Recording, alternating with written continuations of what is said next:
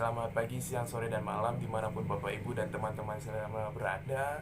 Terpuji lagu-lagu kita, Sang Buddha Sang Bhagawan, Namo Buddhaya.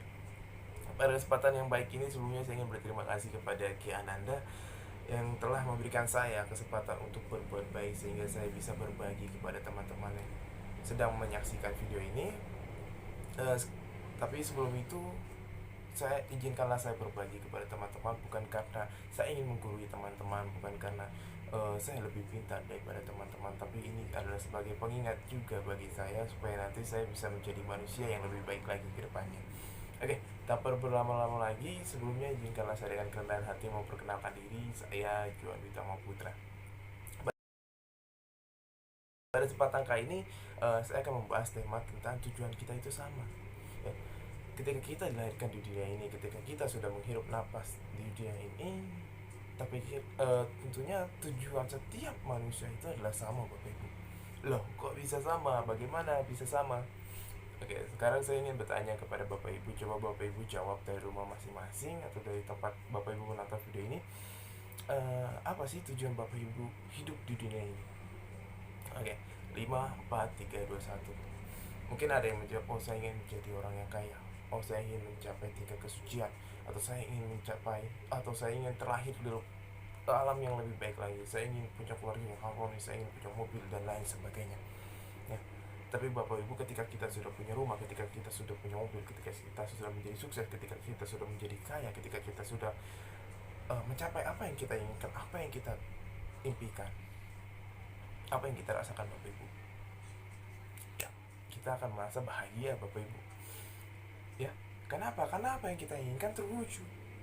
Otomatis kita sebagai manusia ya bahagia. Ketika kita menginginkan mobil, tiba-tiba ada itu mobil depan mata kita, tentunya kita bahagia. Ya. Lalu bisa disimpulkan kalau tujuan hidup kita di dunia ini adalah untuk bahagia, Bapak Ibu. Benar? Ya, benar. Karena nggak ada manusia di dunia ini yang tujuan hidupnya mau menderita. Seseorang ingin terakhir di alam yang bahagia, tentunya dia akan bahagia. Ya, seseorang ingin membeli rumah, cita-citanya mungkin, dan tercapai lah, terrealisasikan, ya dia akan bahagia. Atau seseorang tujuan hidupnya ingin bisa jalan-jalan ke luar negeri dan lain sebagainya, dan ketika berhasil ya dia akan bahagia. Dan otomatis tujuan hidup kita adalah bahagia. Lalu apakah bahagia itu sendiri, Bapak Ibu? Ya, mungkin ada yang menjawab, oh bahagia itu adalah ketika apa yang saya inginkan tercapai, bahagia adalah ketika saya bisa tertawa dan lain sebagainya. Oke, di sini saya akan menarik garis tengahnya lagi. Ternyata bahagia itu adalah kepuasan terhadap hidup ini, Bapak Ibu. Ya, rasa puas terhadap hidup yang kita terima saat ini. Kuncinya adalah di kepuasan. Dan oleh karena itulah kebahagiaan seseorang berbeda-beda. Kenapa? Karena tingkat pikiran orang itu berbeda-beda, Bapak Ibu. Ya. Lalu bagaimana sih bahagia yang benar ala Buddhis?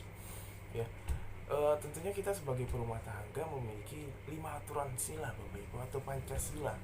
Ya, yang pertama, kita tidak boleh membunuh, kita tidak boleh mengambil barang orang lain, kita tidak boleh berbuat asusila, kita tidak boleh berbohong, tidak boleh atau kita tidak boleh meminum minuman keras. Sebenarnya bukan tidak boleh ya, tapi kita melatih supaya diri kita tidak melakukan 5 hal tersebut, Bapak Ibu.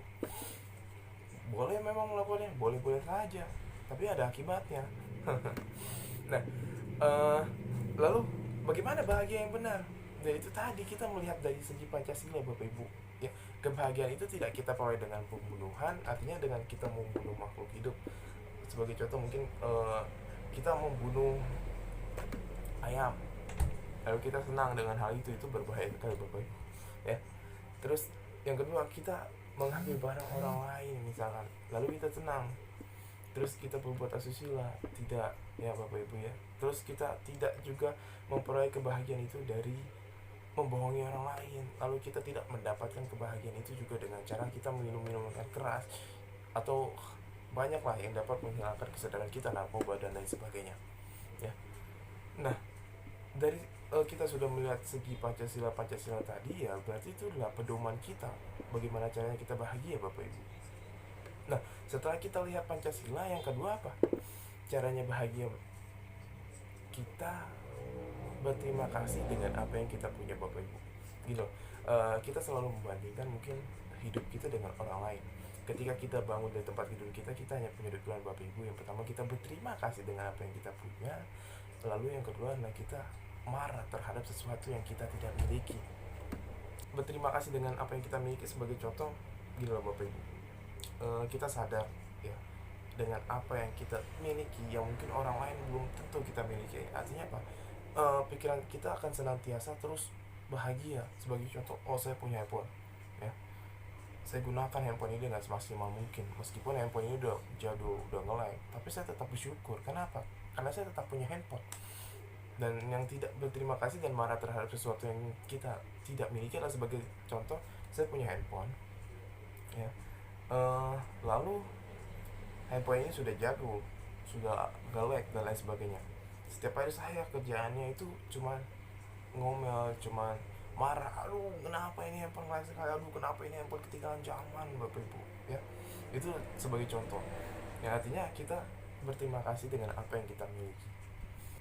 Yang terakhir Bapak Ibu, kebahagiaan itu tercipta ketika kenyataan selaras dengan keinginan. Ada biku yang begitu hebat pernah berkata, kenyataan tidak akan selalu sesuai dengan keinginan ya. Kita tidak bisa mengubah kenyataan agar sesuai dengan keinginan kita, tapi kita bisa mengubah keinginan agar sesuai dengan kenyataan kita Bapak Ibu.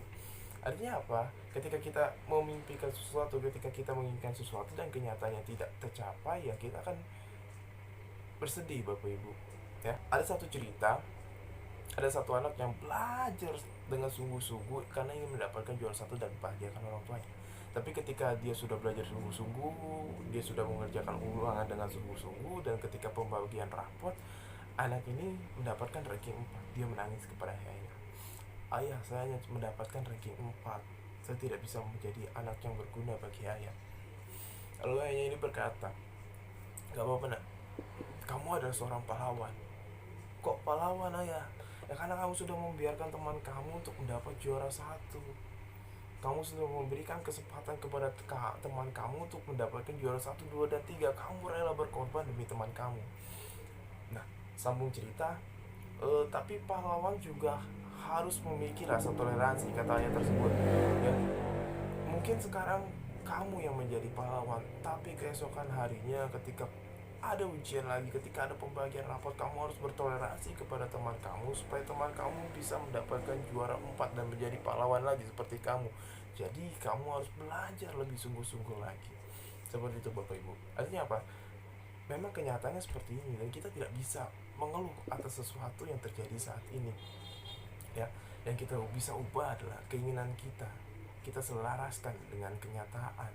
Sebagai contoh, mungkin Bapak Ibu menginginkan mobil dan lain sebagainya, tapi kenyataannya ya kita hanya bisa punya motor. Ya nggak apa-apa, kita ubah keinginan kita. Oh sekarang saya ingin punya motor dulu. Sekarang saya harus cuma bisa naik motor, tapi nanti saya harus jauh lebih baik lagi.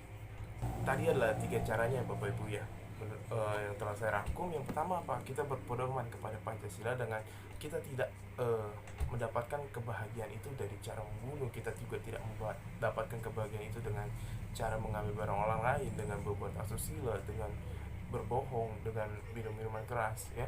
Dan yang kedua adalah kita selalu sadar ya, sadar dan terus berterima kasih dengan apa yang kita punya saat ini Bapak Ibu. Yang ketiga adalah tadi menyelaraskan keinginan agar sesuai dengan kenyataan ya. Jangan menyelaraskan kenyataan agar sesuai dengan keinginan kita. Karena apa? Ketika kita berekspektasi dan tidak bisa mencapainya, maka kita akan menderita Bapak Ibu. Barangkali adalah pemberian terbaik saya yang pernah saya berikan kepada Bapak Ibu dan teman-teman sedama. Sebelumnya saya juga ingin meminta maaf apabila selama saya bicara tadi ada kesalahan kata dan yang mungkin tidak berkenan di hati Bapak Ibu, teman-teman sedama. Sebelumnya saya minta maaf. Oke, akhir kata, terima kasih Buddha dari saya, Suti Hotu Namo.